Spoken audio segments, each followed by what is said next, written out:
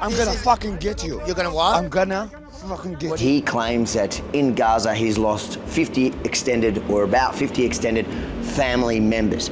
How is that a justification for turning violent on the streets in the country that welcomed you in? It's not a justification. I think what we're getting into now is that if we do see more attacks like this, when these individuals are before a court, what are they going to say? Oh, well, what's happening overseas has really impacted my mental ability to, stop myself from attacking people. Like, this is the kind of argument that we're going to see over and over, saying that because they're emotionally impacted, that is why they're acting out in these violent manner. So the news is in. Mohammed Sharab, the infamous Palestinian protester, who's currently sitting in jail for alleged unrelated charges of kidnap and torture, has pled guilty to 2 incidents in Melbourne earlier this year, one as far back as February against my colleague Rukshan. Rukshan, thanks for joining us, but remind the viewer who doesn't remember, because a lot has happened since then, what happened back in February? Yeah, so look, I was at the Melbourne City Town Hall where the council was voting on a motion for a ceasefire in Gaza. And I was there because I thought, I'm a resident of Melbourne, I'm an independent reporter, so let's see what the council is up to. And of course, during that time there was also a protest contingent happening that the council had allowed for right in front of the building. But I was actually there to interview people as they were coming out. I had already made contact with some people inside, so I wanted to get a gauge of what happened inside as a reporter. So while waiting for that, I was filming what was happening. And as I approached the door where people were exiting from and a police cordon was kind of being set up, Mohammed Sharab started coming towards me and yelling all types of things about yourself, mainly, nothing to do with me. I think he was incensed for some reason about you. And he was taking that out on me and saying all types of things and yelling at me and, hurling abuse, whatever. Don't touch me! Don't touch me! Out of here, out of here. Don't touch me! Bring Avi here! You're fucking Avi, bro! That's what you are! So the police told me to move across to the other side of the road. Initially, I argued back against the police because I thought the whole notion of this was ridiculous, because it's a Melbourne City Council event. It's not necessarily a protest designated for one particular group of people to run and own the city. So I eventually did what the police told me and I crossed the street. As I was crossing the street, this individual, Mohammed Sharab, followed me across the street, started getting in my face, and at a point assaulted me in front of police, mind you. And from that moment onwards, I went to the police. I tried to tell them, look, this is what happened. You guys saw he just assaulted me. I complied with your directions to go across the street, even though that in itself is ridiculous, because why are these people allowed to just, intimidate and do whatever they like to anyone? That's how we've kind of ended up in this situation where I've had to then make my case to the police, go to the police station specifically, because on the day itself, they weren't too interested in what had happened to me. And they saw it, they weren't interested, they were kind of laughing it off almost. Yeah. Not in that way, but it was kind of offensive, the manner in which they approached the situation.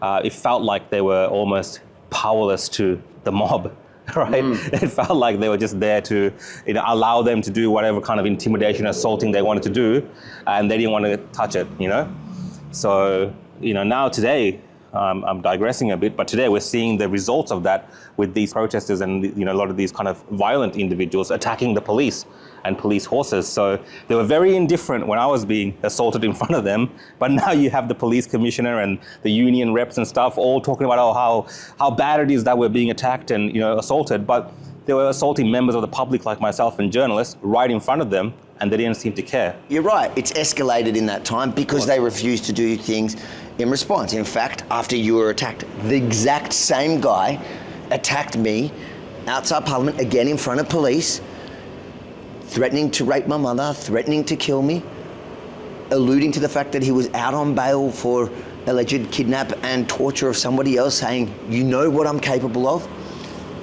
But now we finally have the results, and the results are he pled guilty to the most obvious crime. It was clear he was guilty because it was both our assaults were captured on camera and the world witnessed it. The world saw what happened and they had to follow up. In fact, I think they only really followed up once it went viral, once both those videos went viral. But that's done. It's been in front of the court, and I guess what's your reaction to the results in court? Look, I'm glad the police followed through with it and actually took it to court. And like you said, there might be other reasons why they've done that because, more people have talked about it, and there's been other incidents, I believe, involving this individual that have raised some eyebrows. But in terms of the verdict, of course, he pled guilty, but I think he's been given a good behavior bond. Some of the interesting comments from the lawyers and the judges were that, the reason he assaulted me and attacked me was because, I'm friends with a Jewish person like yourself. It insinuates that I'm working for pro-Israeli media. And I'm not. I was there in my capacity as a independent journalist. So it kind of greenlights this whole theory that these people can assault people and attack people for having these, links in their mind about things that aren't necessarily legal reasons to attack someone. Exactly. You know what I mean? It's a bit weird, right? It's wild. It's wild when you read the arguments made by the lawyers, including, so one was that he perceived you as a pro-Israel journalist for your association with me, as if that's any sort of explanation or justification for turning violent. Yeah. He thought you might have different political views. Yeah, I thought that makes it worse. I would think so. And then on top of that, the other excuse or the argument for leniency, which he was definitely shown. He pled guilty, but he was given a good behaviour bond without recording a conviction. So the judge really took that into account. But his reason for that was he claims that in Gaza he's lost about 50 extended family members. How is that a justification for turning violent on the streets in the country that welcomed you in? It's not a justification because, we live in a multicultural country. Many people have grievances with what's happening in different parts of the world and family being attacked or whatever's going on in different countries. I could bring up historical contexts around what's happened to, my people, for instance, but that does not give me a right to go around assaulting members of the public. That does not make it okay for me to attack journalists. Those things shouldn't have a bearing to the extent it does on people's behavior in this country being able to be violent towards other individuals. And I think what we're getting into now is that if we do see more attacks like this, if we do see, especially these protesters recently, I wouldn't really call them protesters because they're instigators, they're people that are creating a lot of trouble by attacking, horses and things like this. When these individuals are before a court, what are they going to say? Oh, well, what's happening overseas has really impacted my mental ability to, stop myself from attacking people. Like, this is the kind of argument that we're going to see over and over in these instances. And I believe even in some of the other cases related to this, these are most likely the type of arguments the lawyers are putting forward, saying that because they're emotionally impacted, that is why they're acting out in these violent manner. And I don't think that's an excuse. I'm sorry, regardless of whatever is happening overseas, it is not an excuse to take out that violence on peaceful Australians in this country who are going about their lives. Makes no sense. Now, it does raise the broader question of visas, because we've seen that argument in the media, and we've actually started a petition, nogazans.com, to stop people like Mohammed Sharab from being able to enter because of this precise reason. I'll tell you something, all of you, right? Yes. I am Palestinian from Gaza, yeah? Khan Yunis. Now take your phone and fuck off. If we bring more people in that do share that worldview and do believe that violence is a justification if somebody has an opposing political view, and they come from a really violent part of the world, and then on top of that, the courts are showing, well, they're going to accept those reasons, those justifications in order to go soft on these people, then really we should make sure we don't bring more in. Do you agree with that? Look, I've had varying different views with you on this matter, right? Regardless of what people like Sharab and others might say about my links to you and all this kind of stuff, I have my own independent thoughts on this area, and I've shared them on our podcast and things like this. People can go watch that. My idea around this is the fact that, yes, we're bringing people in. The most important part of that is the fact that if you want to bring people in like that, you need to have a solid, judiciary, a government, the police system that can handle the types of individuals that might be coming into the country. And right now, that's obviously not happening. They're very weak on this matter. You have senators from the Greens who are green-lighting a lot of the violence that we're seeing on the streets right now. So you have people very high up in positions of power, and the Greens, they're not in government, but they hold a large sway over the Labor government. They're endorsing this, right? So people are coming and being brought into an environment in Australia where violence around this issue is almost accepted by the the judicial class and the police and all The this kind of ruling stuff. class. The ruling class, right? It's almost accepted in a way where they feel like their hands are tied behind their back and they have to just allow it to play out. So that is why it's dangerous, perhaps, to bring people into that type of environment, because I don't think we're ready for perhaps what might come in the future from this. Well, personally, I appreciate that the police have taken on. They have, they followed through.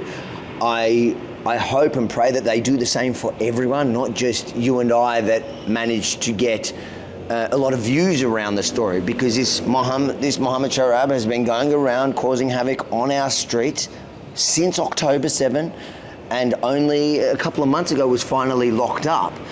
He did, in this last hearing, reapply for bail. Thank goodness was rejected on that.